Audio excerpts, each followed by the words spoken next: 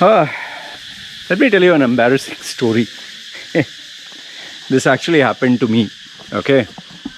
And you give me your thoughts about it. Now, this happened when I was in my 20s, okay? Still a young boy. You can hear the crickets or cicada or whatever. Anyway, so I was a young boy and, ambitious. I wanted to earn money big, wanted to have a blonde girlfriend and go abroad and all that. Okay. To my luck, seriously, just luck, managed to get a blondie, not a good looking blonde, ugly blonde, who turned out to be my first wife.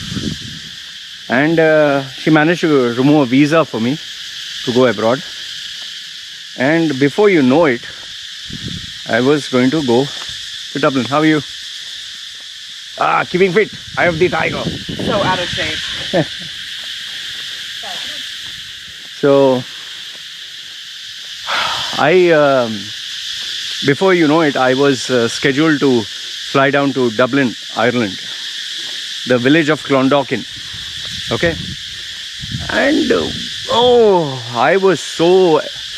I was feeling like $1 billion, not even million. I was going to go abroad and I finally got the visa. And for a 20-year-old like me, going abroad was a dream come true.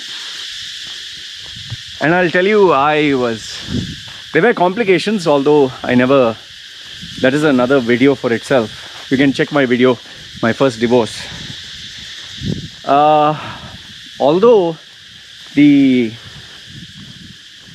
Although I knew that there were going to be problems ahead, for me, I was over the moon. I remember the day I was going to leave Dubai. I was going to leave Dubai to go to Dublin. The game plan was to go forever and never come back, because who wanted to stay in Dubai when you can be in a foreign country, white passport? I had all these dreams.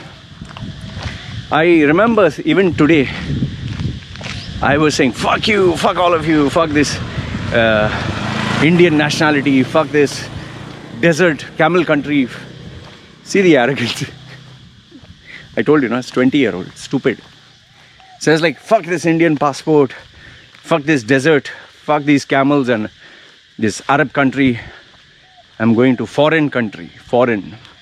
White passport, white. And I was thinking, visualizing, when I come to the airport, throw my white passport. Yes, sir, welcome. Visa on arrival.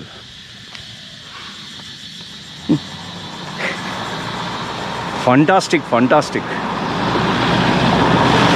That was 25 years ago. See, even the cricket stopped making noise. 25 years ago. Today, I have a Indian passport, same. Instead of going to foreign country, I've gone to a, like they say, third world country or Asian country.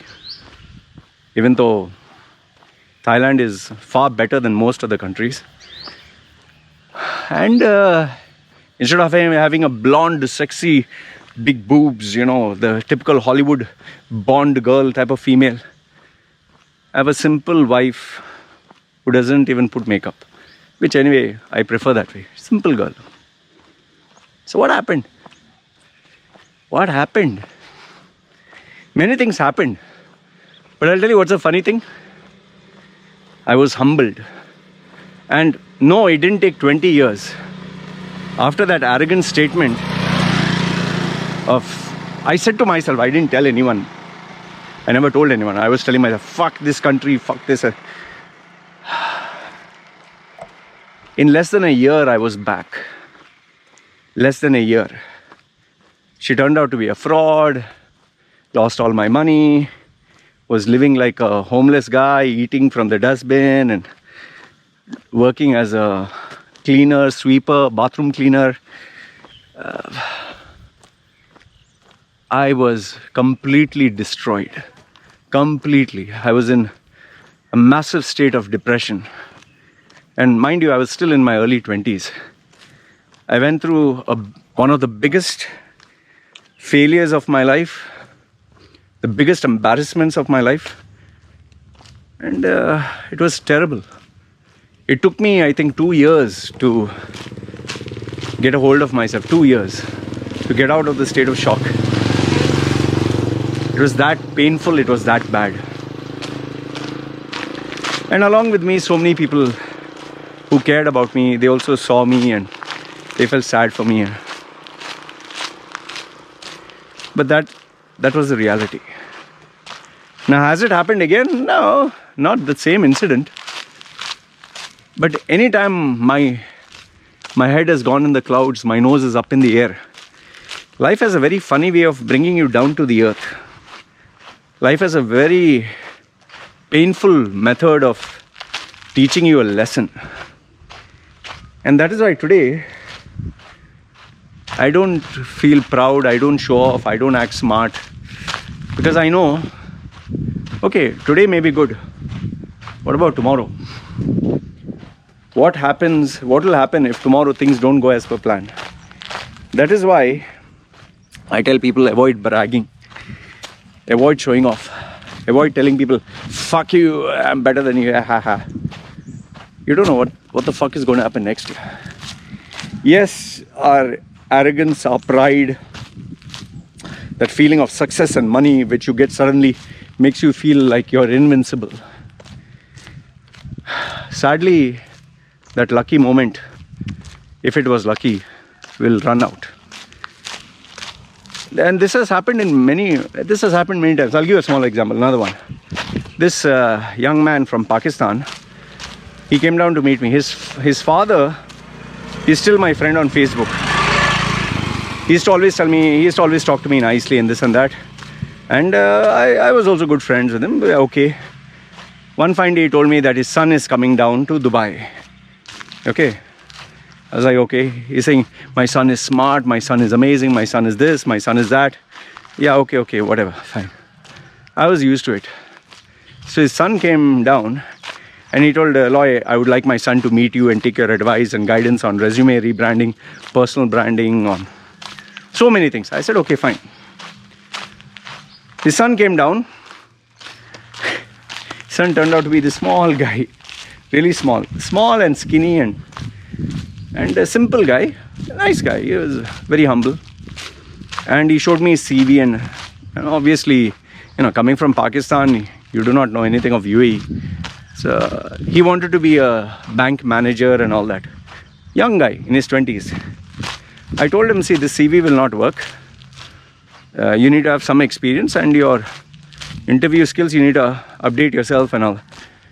So when his father called me up from Facebook and said, what do you think of my son and this and that, I gave him the honest response. I said, it's not going to work. He'll need to work hard on himself, on selling himself. He can't have that Pakistani mentality. His father obviously was upset. He said, thank you, Loy, thank you. Okay, fine. Son also said, thank you. Now what happened is I didn't think about it. I really didn't think about it. That incident, I totally forgot about it.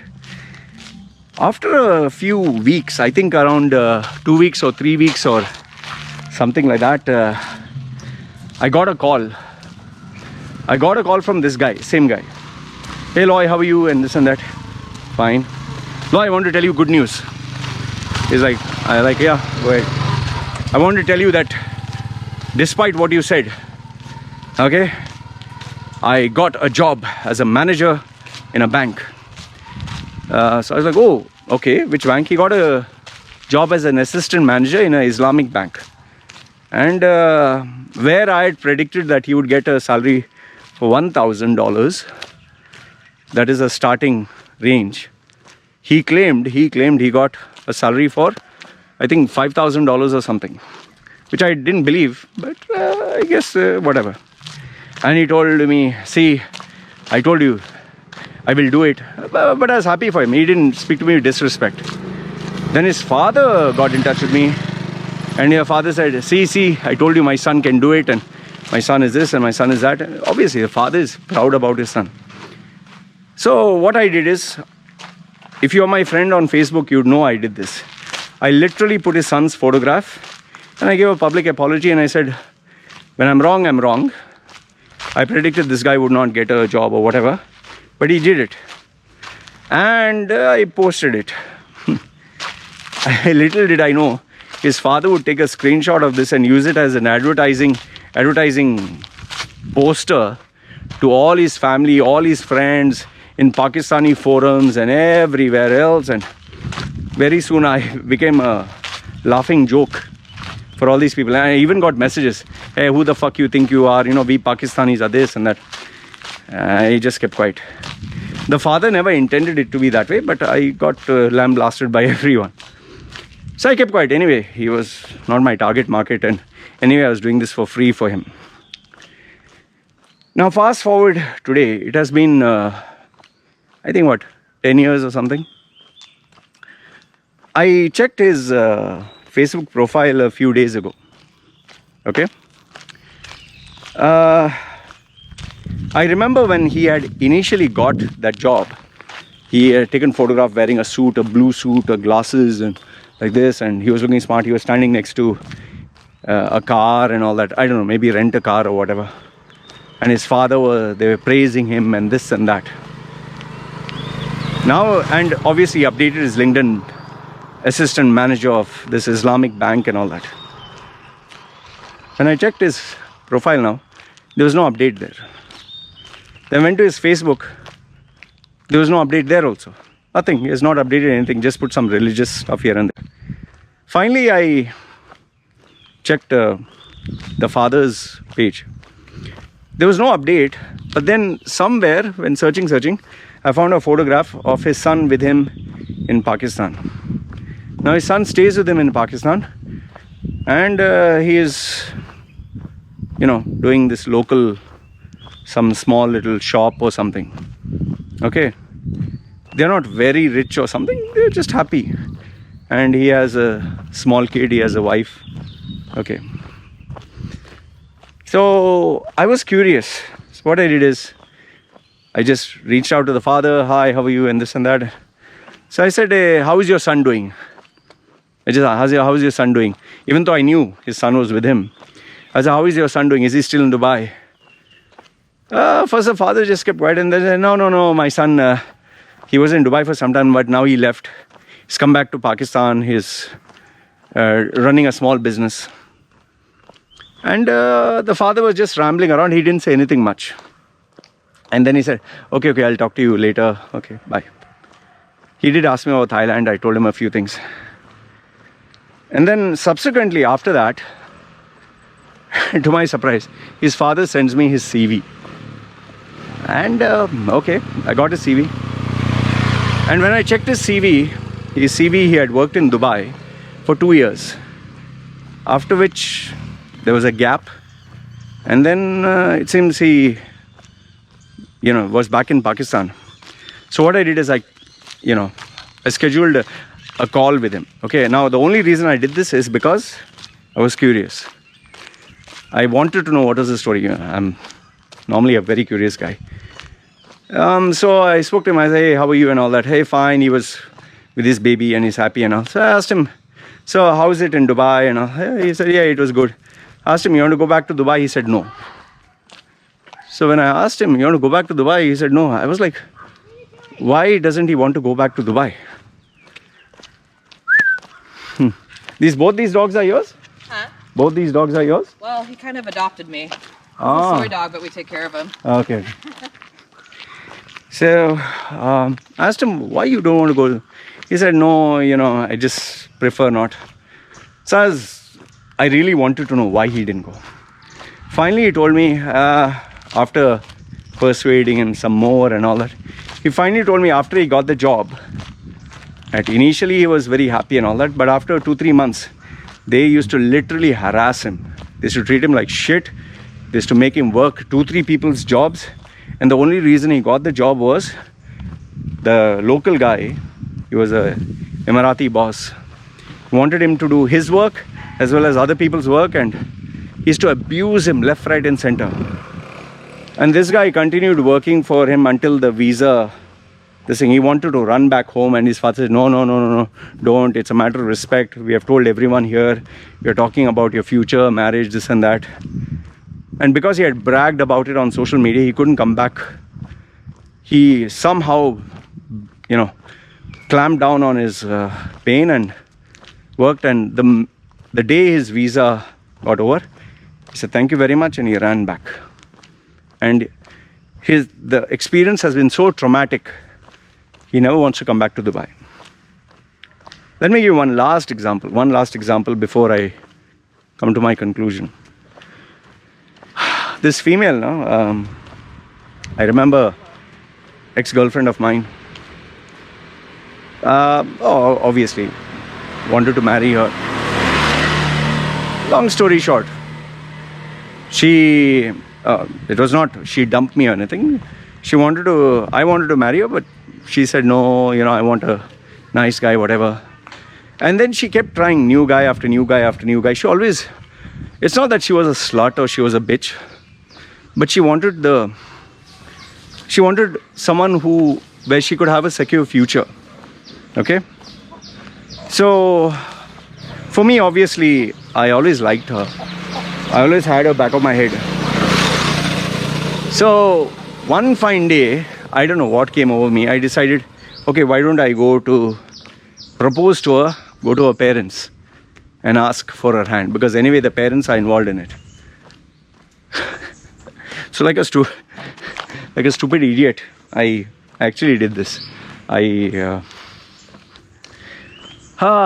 went to the parents and I said, uncle, how are you, and this and that, and I have this job, I have this salary, I have this, I have that. And I said, I want to ask for your daughter's hand in marriage. I don't know what came over me. Maybe I saw too many Hindi movies. The father and mother were pretty amused. Oh, young man is asking. And I didn't know at that time what are the questions they would ask, but they asked me questions with regards to my bank statement, regards to my salary, regards to my savings, property, education. It was a proper interview to the point where I really wanted to run away. Run away was an understatement. Trust me, I didn't want to be there. Because it literally felt like they were exposing me. And obviously the thing that made it even more painful was that girl was sitting with her mom and dad just like this and staring at my face, getting embarrassed. At the end of the day, after all the interview questions were over, the parents told me, son, we'll give us time, we'll think about it. I knew for a fact it was a total rejection. I knew that I had not only embarrassed myself, I made a fool of myself. Because every answer I was giving, you could see the reaction on their face. They're saying, oh, how much savings do you have? How much property do you have? I didn't have any property, I didn't have any savings. So the father was like, Then he kept quiet, he didn't say anything. But shameless as I was, I think I believed in a follow-up call. So I called up the girl. Hi, how are you? This and that. Fine. I said, what about your father and mother? Did they think about it? And she was somehow hesitant. She didn't want me to speak to her father. She didn't want to tell me. So I said, let me speak to your father. She didn't want me to speak to her father. But, shameless as I was, I decided I wanted to talk to the father. So I ended up once again, shamelessly, ended up at their place one day, just out of like a cold call.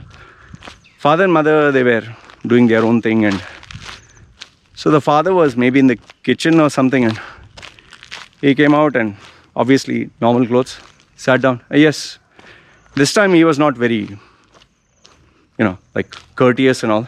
Yeah, like it was more like, yeah, what the hell do you want? So he said, yeah. So I told him, uncle, how are you and all that. Wanted to ask you about, what we spoke. He straight away on my face told me, what you think it's some kind of joke? Serious, I don't know, maybe I had a bad day. You think it's some kind of joke? What money do you have? How much money do you have? What you're going to work? What you'll feed my daughter? Blah, blah, blah. He gave me left, right and center. Oof. I telling him, blood drained from my body. He ripped me to shreds. He told me. But he did make sense. He told me, tomorrow my daughter is pregnant. You have money to take care. If tomorrow you don't have a job, who you going to ask me to help? This and that and that and this. My daughter, I took care of her like a princess, and you're going to treat her like some kind of, what do you say, accessory and this and that. And he gave me proper. Woo! I would say, I'll tell you, the first time I wanted to run away. This time, I wanted the earth to open up and swallow me. I just said, okay, okay, uncle, sorry. I said, as you say, and I guess he must have realized he was a little rough with me, because the wife and all, I was pretty shaken up. He said, focus on your career first, make some money, and then you talk about all this marriage and all that. Without money, this is not a joke. I said, okay, went. I'll tell you, I never thought about marriage with at least his daughter. However,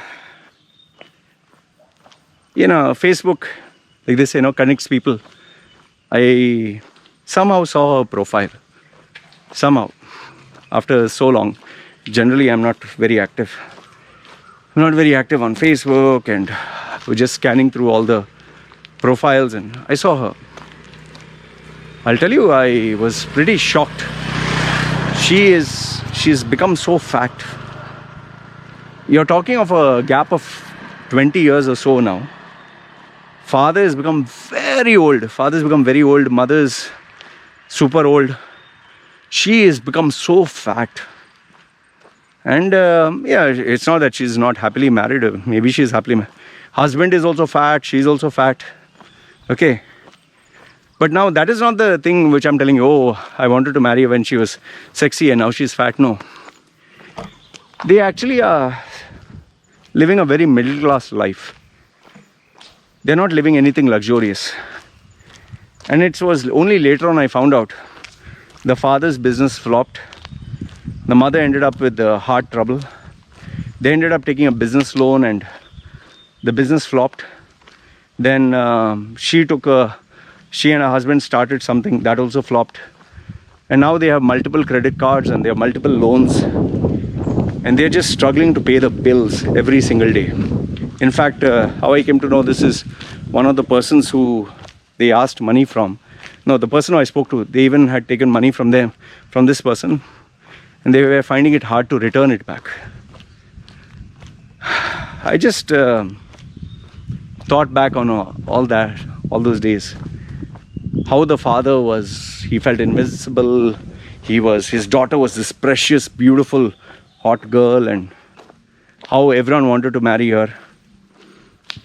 And from being a girl who was like 50 kilos or something, she must be close to 80 kilos now. Big. I don't know if she has a thyroid problem or what. 2 kids and average life. So that time the father was, oh, my daughter, this and that. And today, who the fuck cares?